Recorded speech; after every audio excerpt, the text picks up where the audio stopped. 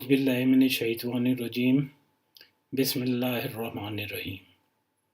नमाज में ख्यालात बहुत आते हैं।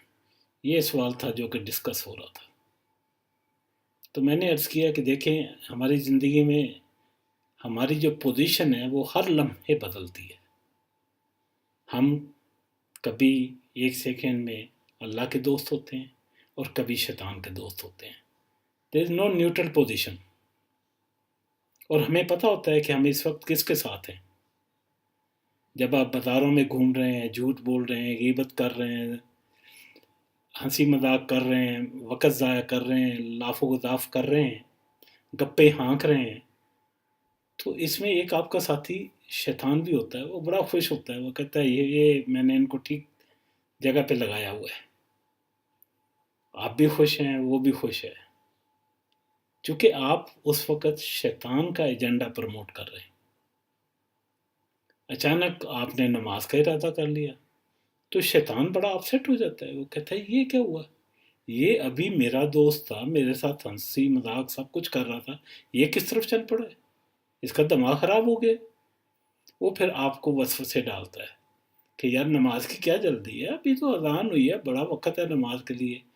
अब दोस्त बुरा मनाएंगे, उनको छोड़ के जा रहे हो नमाज के लिए, घर जाके पढ़ लेना, फिर ऐसी महफिल मिलेगी और ये लोग समझेंगे कि दिखावे के लिए नमाज पढ़ रहा है, और इस तरह की बेतहाशा चीज़ें जो आपके ज़हन में डालेगा।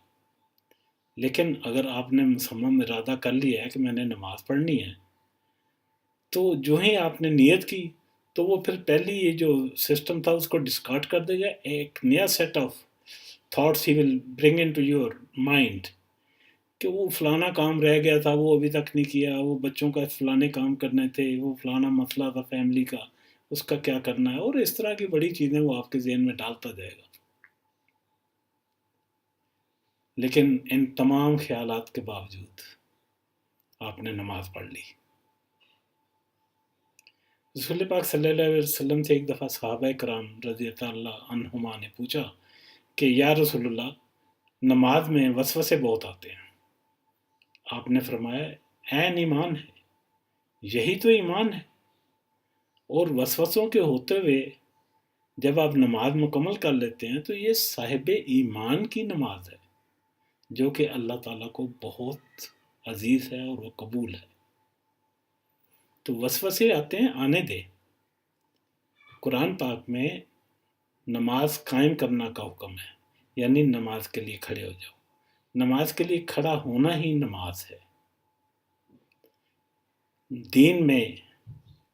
दीन का कोई मुतालबा नहीं है कि आपको नमाज में ख्यालात ना आए। ख्यालात आएंगे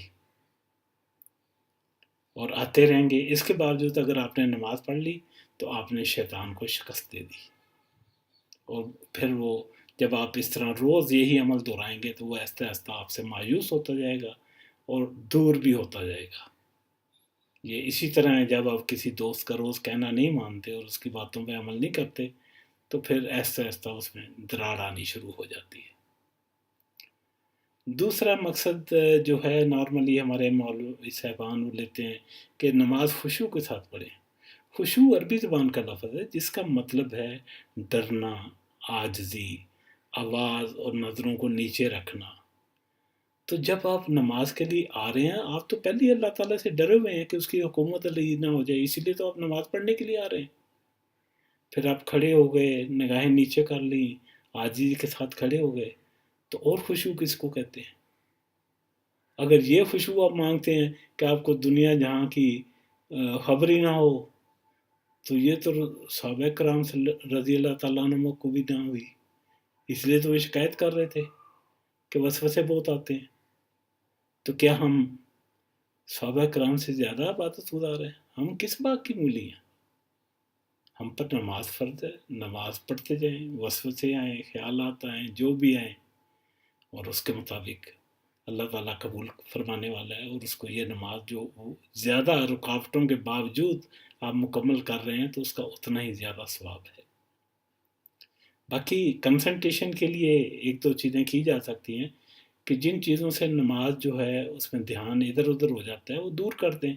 नमाज पढ़ते हुए टेलीफोन परे करते हैं, खाना अगर लगा हुआ है खाना पहले खा लें, اور اس طرح کی جو چیزیں جن سے آپ کی طبیعت جن کی طرف مائل ہوتی ہے ان کو ذرا نگاہوں سے دور کرتے ہوں، دماغ سے محو کر دیں، تو انشاءاللہ تعالیٰ آہستہ آہستہ کنسنٹریشن بھی نصیب ہو جائے گی، اور نماز کو اگر سمجھ کر ترجمے کے ساتھ پڑھیں تو یہ جلدی مل جائے گی۔